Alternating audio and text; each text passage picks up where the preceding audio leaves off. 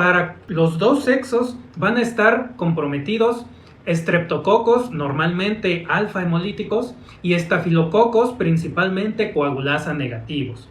Es decir, que tanto hombre como mujer van a tener una mayor o menor presencia de estos microorganismos como parte de su microbiota habitual, que no van a representar una enfermedad cuando los encontremos.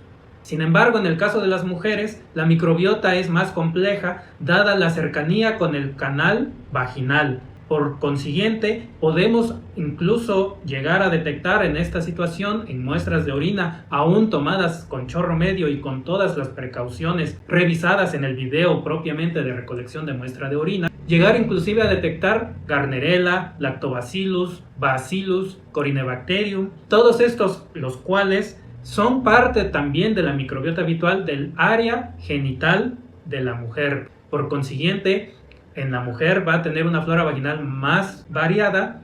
En el sedimento urinario de un examen general de orina podemos encontrar bacterias escasas sin que eso represente una infección, dado que podemos estar viendo la microbiota habitual. Inclusive en muestras de orina podemos estar viendo bacilos escasos y pueden pertenecer al Lactobacillus, por ejemplo, sin implicar ningún riesgo patológico. Una vez conceptualizado esta parte, en cuanto a los patógenos bacterianos más frecuentes, son en principio las enterobacterias.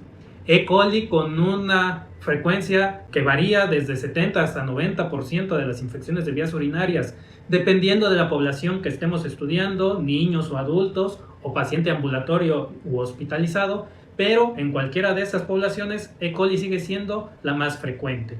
Otras enterobacterias que pueden causar infección de vías urinarias pueden ser Proteus, Klebsiella, Enterobacter y virtualmente cualquier otra enterobacteria. Siguiendo contemplar los bacilos gram negativos, tenemos que los bacilos no fermentadores, entiéndase Pseudomonas, Acinetobacter y muchos otros géneros que comprenden este gran grupo, pueden también verse implicados en infección de vías urinarias, sobre todo en pacientes nosocomiales que ya están internados. Pasando ahora a los cocos gram positivos, el mejor representante a este nivel es el género Enterococcus, seguido de Estafilococo coagulasa positiva y Streptococcus beta hemolítico, sobre todo del grupo B, en infantes. Otro patógeno que puede ser detectado a este nivel y que no pertenece a las bacterias, pero que podemos detectarlo en un urocultivo, es Candida sp.